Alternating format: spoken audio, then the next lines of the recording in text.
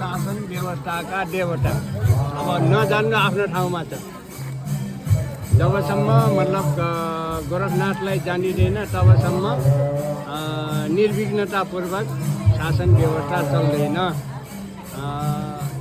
त्यसमा हाम्रो राष्ट्रको लागि मूल हो र हाम्रो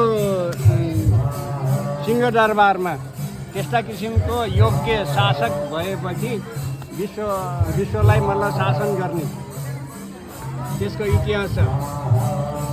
त्यो मतलब हाम्रो शासन व्यवस्था हो। करडी किर्त कोङ्कण लाट मुरला केरला भन्ने एउटा श्लोक छ। भनेको सिजाका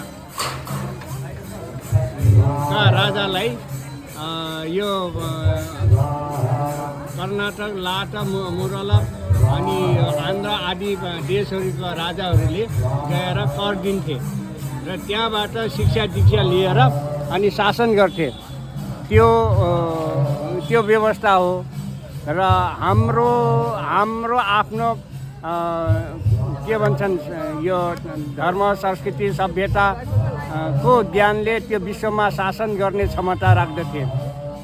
तपस्या पनि गर्दथे अनि त्यही अनुसारको उनीहरूको अनुशासन पनि हुन्थ्यो शासकमा।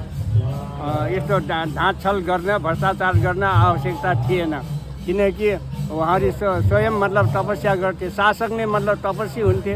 त्यो शासक तपस्वी भएका कारणले त्यो जुम्लाको सिजाको राजालाई यी देशका मान्छेहरूले गएर कर दिने अनि उनीहरूसँग शिक्षा दीक्षा लिएर उनीहरूले आफ्नो शासन चलाउने गर्थे।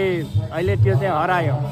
अहिले मतलब यो उटपटाङ काम भइराखेको छ। सिंहदरबार जलाउने, राष्ट्रपति भवन जलाउने, सर्वोच्च न्यायालय जलाउने, संसद भवन जलाउने यस्तो किसिमको भइराखेको छ। यो किन भयो त भन्दा अज्ञानताका कारणले यस्तो कुराहरू भए र त्यही मतलब हामीले जान्नुपर्ने मतलब गोरखनाथ पद्धतिलाई जबसम्म जानिँदैन तबसम्म यो शासन व्यवस्था निर्विघ्नतापूर्वक चल्दैन।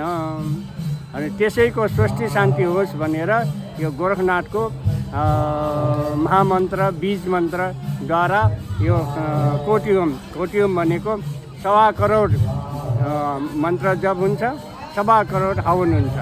अनि यसको सँगसँगमा हाम्रो अतिरुद्री अनि सहस्रचण्डी र गायत्री मन्त्रद्वारा लक्ष्य होम कार्यक्रम यहाँ चलिराखेको छ। र यसको मूल उद्देश्य खास गरेर हामीले बुझ्नै पर्ने कुरा के छ भने जबसम्म हाम्रो शिक्षा पढ्ने पढाउने गरिँदैन विश्वमा, हाम्रो राष्ट्रसहित हाम्रो राष्ट्रमा पनि छैन, हाम्रो राष्ट्रमा पनि पढाइ छैन। हामी मतलब नेपालमा बसे पनि हामी नेपाली होइन, पटक्कै होइन नेपाली। हाम्रो बोलीचाली खाने पिने सबै मतलब हामी युरोपियन हो, अमेरिकन हो, विदेशी हो र हामी त्यस्तो किसिमको नभएका कारणले हामीले यो स्वस्ति शान्ति होस्, यस्तो किसिमको अराजकता नहोस् भन्नका निमित्त यो गोरखनाथको मन्त्रद्वारा हामीले यो स्वस्ति शान्ति, राष्ट्रको शान्ति, व्यक्ति विशेषको ग्रहको शान्ति, नवग्रह शान्ति र त्यसो होस् भनेर हामीले यो कर्म गरेको। र फेरि अर्को कुरा तपाईँको चन्द्र सूर्य मङ्गल सबै ग्रहको देवता भनेको गोरखनाथ। त्यो ग्रहको देवता गोरखनाथ भएका हुनाले त्यो मन्त्रबाट गोरखनाथको सबै ग्रहको देवता गोरखनाथ भएको हुनाले त्यो मन्त्रद्वारा हामीले यो हवन कर्म गर्ने। यो एक पक्ष भयो हाम्रो यो हवन सम्बन्धीको कार्यक्रम भयो।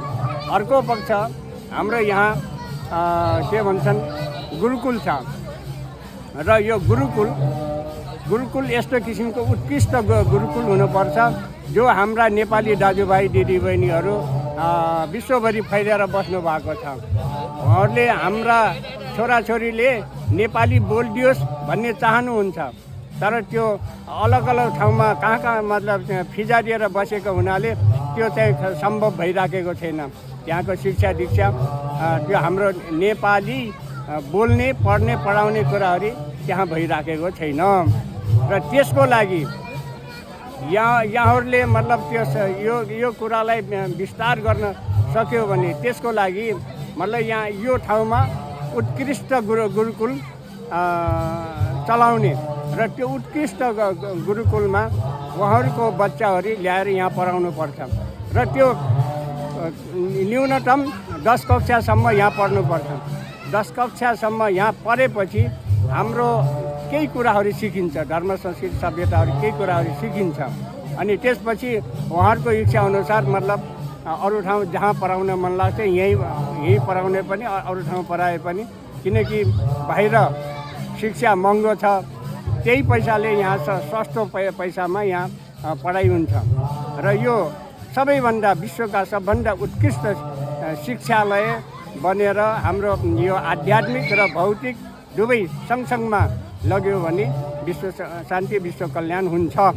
अनि त्यो हुने सूत्रहरू योगीजीले दिएर जानुभएको छ। बमलाई ओमले पानी पानी गराउँछ भन्ने यो एउटा छोटो 2 शब्द लेखेर जानुभएको छ। हामीले त्यो चिज हामीले खोज्नु पर्यो। त्यो चिजले भनेको के हो?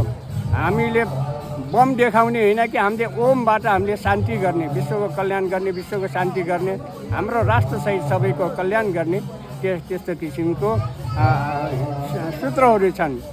यस्तो किसिमको शान्ति गर्ने सूत्र कसले मात्रै गर्न सक्छ त भन्दा जो निर्विकल्प मतलब त्यस्तो किसिमको अष्टाङ्ग योग पारङ्गत भएको योगीले मात्रै जसमा कुनै प्रकारको उनमा विकल्प छैन, लेस मात्र पनि उनीहरूको कुनै प्रकारको लोभ छैन, त उसले के सोच्छ भन्दा चराचर जगतको शान्ति कसरी हुन्छ, उसको शान्ति कसरी गर्नुपर्छ भनेर उनीहरूले त्यो सूत्र यो योगीजीले मतलब दिएर जानुभएको छ। जबसम्म योगीजीका दर्शनहरू हामीले पढ्ने पढाउने गरिँदैन तबसम्म यो अशान्ति नै मचिरहन्छ, अशान्ति नै भइरहन्छ।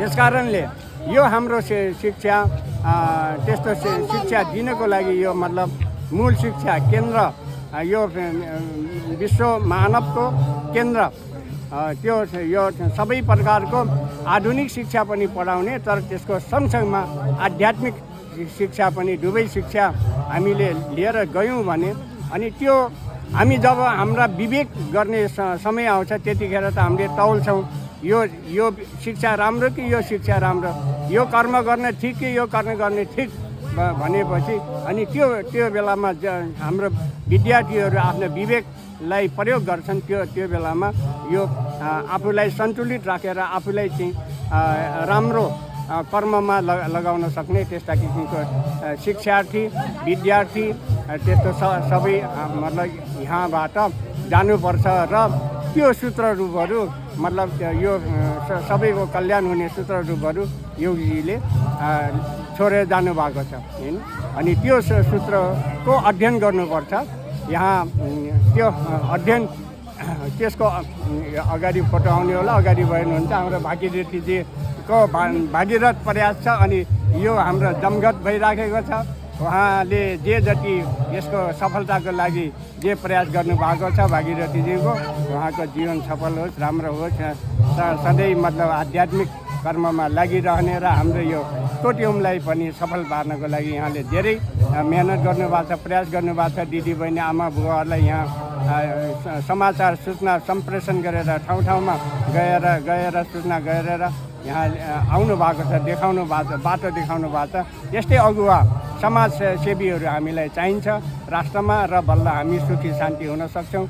यसको लागि यो सबै कोटियमको पनि अब यसको सफलताको लागि पनि यहाँहरूको जिम्मा छ। यहाँहरूले गर्ने सबैको कल्याण गर्ने कामलाई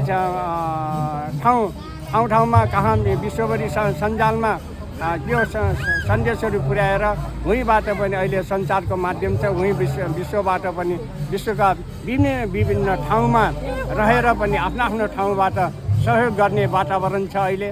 त्यसो भएको हुनाले सबैको हामीलाई त्यो धेरै थुपार्ने, धेरै यस्तो गर्ने भन्ने केही पनि छैन हैन। तर यो कर्म चाहिँ सफल हुनुपर्छ, निर्विघ्नतापूर्वक हाम्रो कोटियम सफल हुनुपर्छ। यसको लागि यहाँको पनि जिम्मेवारी धेरै काँधमा अहिले आइलागेको भन्नुपर्छ, यहाँ गर्नुपर्छ। जस्तै भागीरथीजीले जसै गर्नुभएको थियो, यहाँको पनि त्यो समयको सदुपयोग होस् र यो कोटी होम सफलताको लागि यहाँको ठुलो जिम्मेवारी आइलागेको कुरा महसुस गरेर त्यही प्रकारको सहयोग होस्, यही भन्दै म यो आफ्नो शब्द यहाँ टुङ्ग्याउँछु।